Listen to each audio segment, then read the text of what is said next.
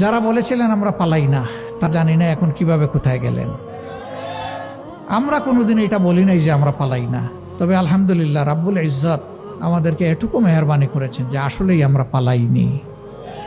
আমরা ফাঁসির রশি গলায় নিয়েছি কিন্তু দেশ থেকে পালাইনি। আমাদের একজন তিনি আমেরিকায় ছিলেন স্বাভাবিক কাজে, সেই সময় বন্ধুবান্ধব তাকে নিষেধ করেছে, ডোন্ট কাম ব্যাক। তিনি বলছেন কেন?